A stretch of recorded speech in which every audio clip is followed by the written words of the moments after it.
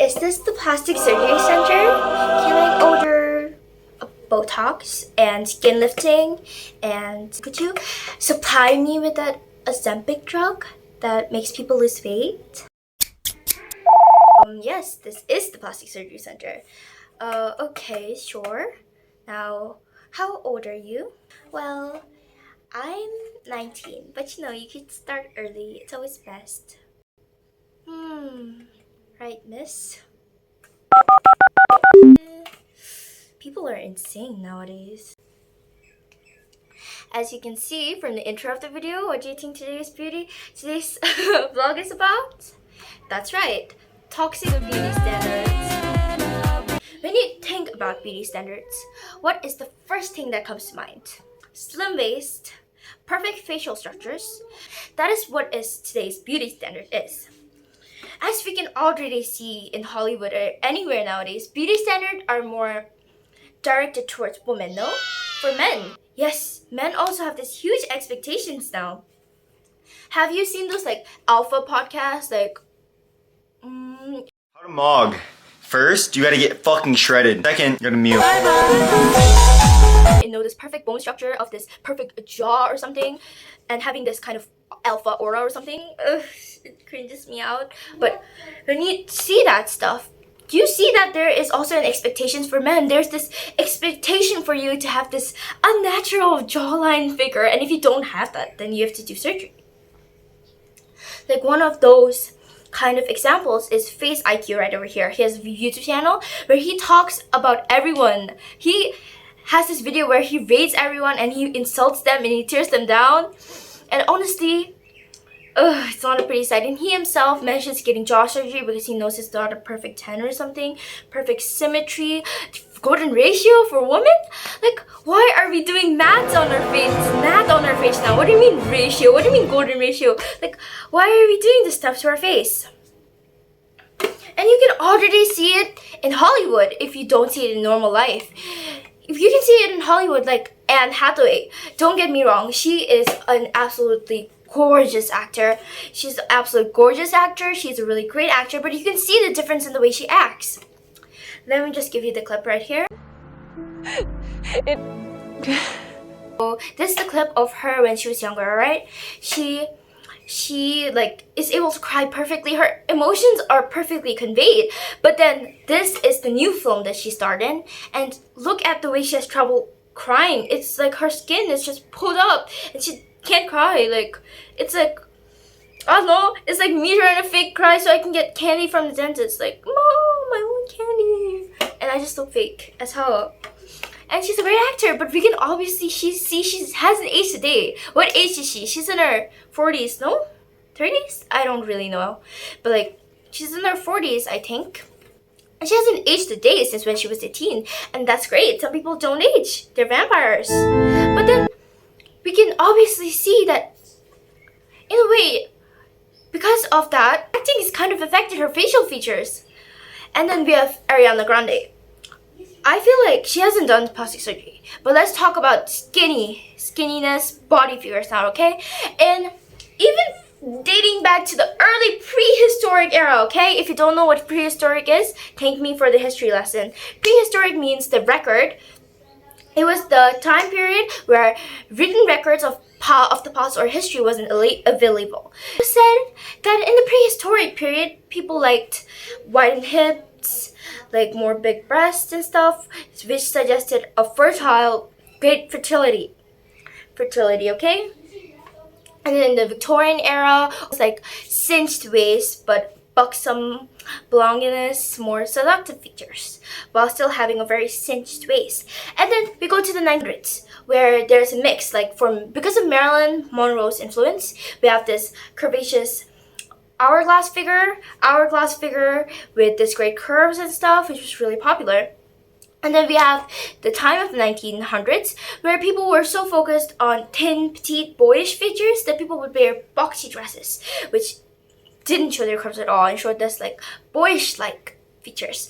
And then we have the 2000s, where everything was skinny. It was fat shaming, skinny talk everywhere you looked. In the magazines, models, everyone was extremely skinny.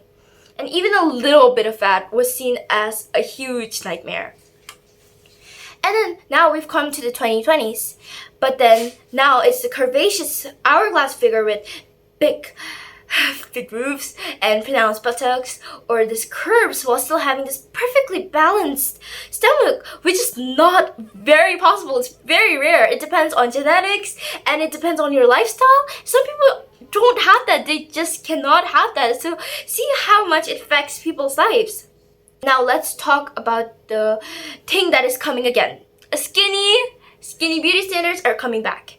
Just as I said earlier, it's affecting Hollywood once again and influencing young kids. Okay, so now there is Ariana Grande once again as an example. She was so healthy during her 2020s, and I'm not trying to shame her or anything, but she's lost an extreme amount of weight. The entire Wicked cast, I think it was a huge topic, and I'm just talking about it right now, but let me say it again. The huge Wicked cast, super huge weight loss. Ariana Grande, her collarbones are showing. And then she's saying, I'm the healthiest I've ever been. And her friends are supporting her. But girl, that is not healthy. That is extreme hunger. Do you know how much she must have done to strive? It's like, beauty standards have always been this way. Especially, it's always been rougher on women. And now it's becoming rougher on men too. Both of them. It's affecting everyone. For women now, it's coming back to have this extremely girlhood-like features. As we grow older, of course, since women in her middle ages just have menopause bellies or extra weight because they're getting older. Of course they're gonna have extra weight, and then they aren't as they used to be when they were younger with like more girlish features and stuff. And then that's what's so creepy. The beauty standards are targeted towards young children, to be like young children.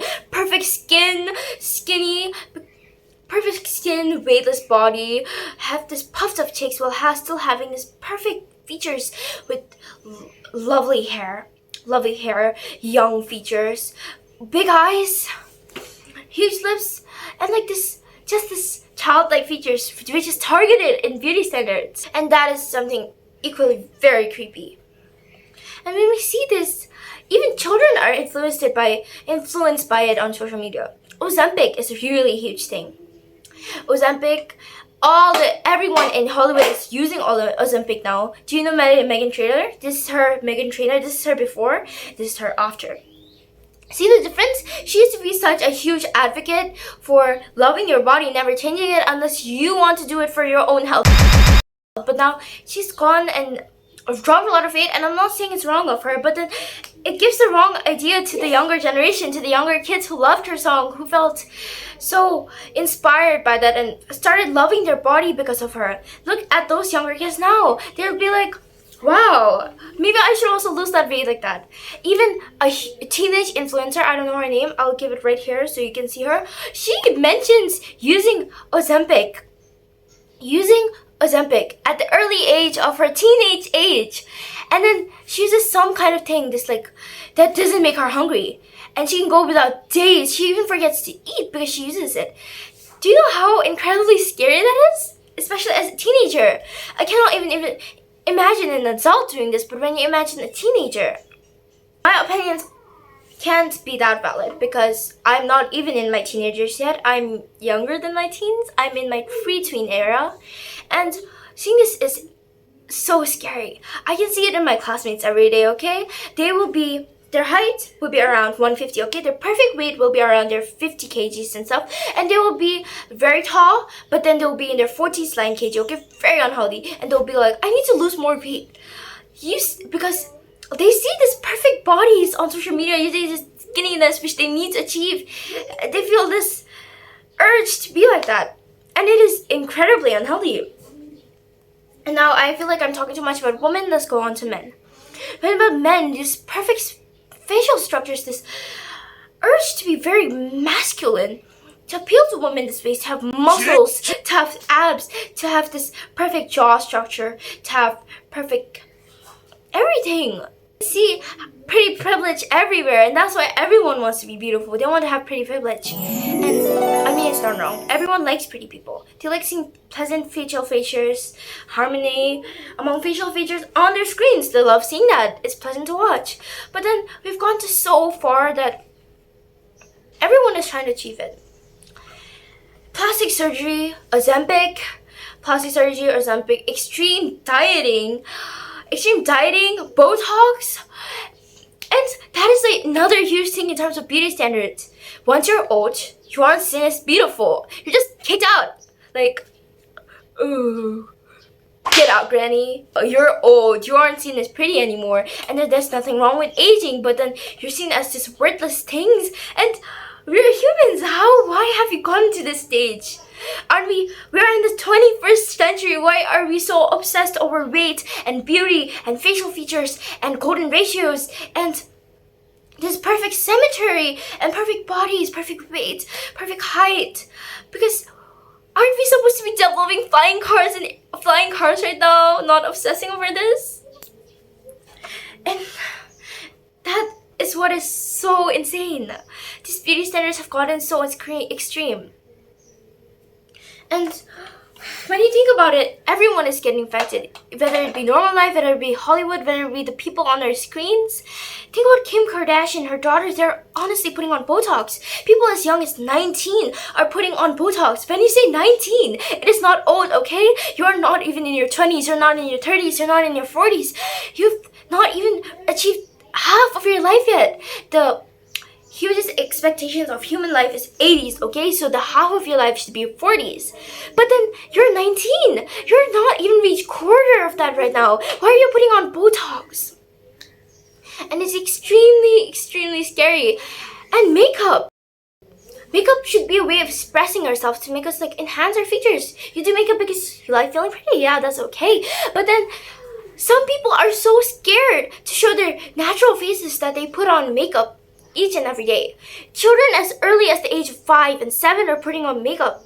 And they're afraid to go out without makeup. And that is a problem. That is a huge problem, okay? It's not, oh, I'm wearing makeup because I like it. No, it has become, I'm wearing makeup because I'm so uncomfortable. I'm scared of showing my face, which is a huge problem. And honestly, I feel so heated up about it because I've also been a subject to it. I'll be scrolling on my phone.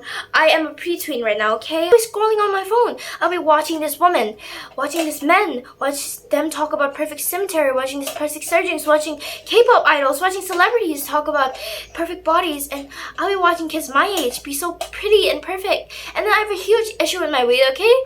And sometimes I dream about taking drugs like that too so I can lose weight. And I can see how it affects me. Actors, as they get older, especially women, they think I'm worthless, I need to be looking younger.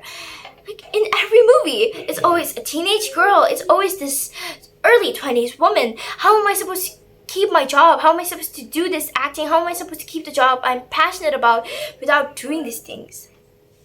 And plastic surgery and Botox, I think in America or those like Western countries, Botox is more practiced, alright? But then in Asian countries, whitewashing, skin tone. Why are we obsessing about our skin tone now? In America, it's this tanning, bronze, kind of golden-like skin. In Asia, everyone is obsessed. I'm in 7th grade. 7th graders, 5th graders, 6th graders, they're obsessed with making their skin look whiter. And we're so obsessed with whitewashing because we've seen this perfect standard of pale porcelain skin like vampires. How are we able to achieve that? And in the Western, it's bronze skin. Like, now, we should be accepting all skin tones. We should be okay with our own skin tone instead of being white, being pale, being bronze, being tan.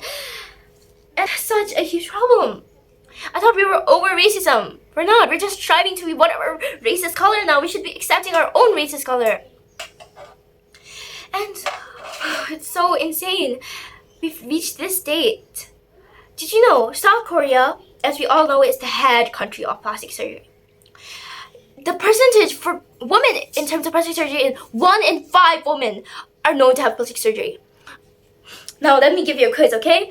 So imagine you're a Korean kid, South Korean girl or boy getting a graduation day and your parents offer you a gift. What are the options? Number A, a car. Number B, a house. Number C, plastic surgery. Double I plastic surgery, breast enlargement surgery, rib removing surgery. Which option do you think is correct? If you said option A or B, you are incorrect. If you said option C, you're correct. Double eyelid surgery! It's so unbelievable. You're a kid and you're that is the thing you request your parents? It shows how extreme that it has gotten. It's gotten, like, it's so extreme. And then another thing is how beauty standards have this certain thing about looking childlike, and there's this limited option. Like, everyone looks the same nowadays.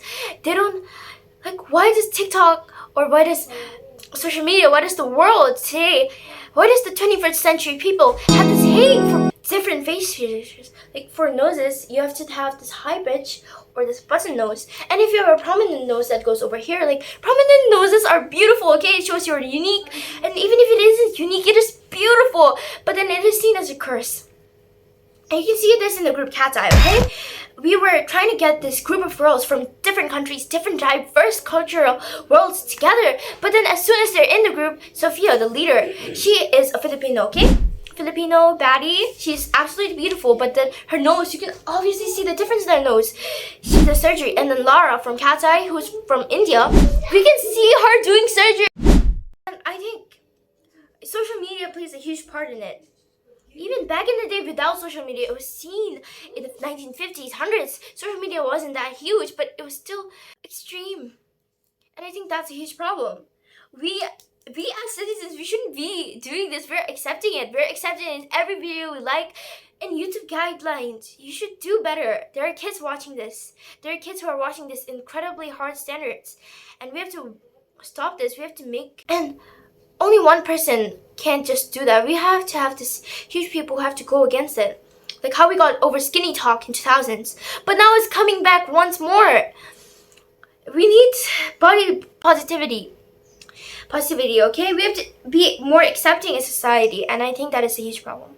And I hope you guys enjoyed this video. And I'm not very experienced in this topic. This is my first video commenting on this. And I hope you guys like it. So bye!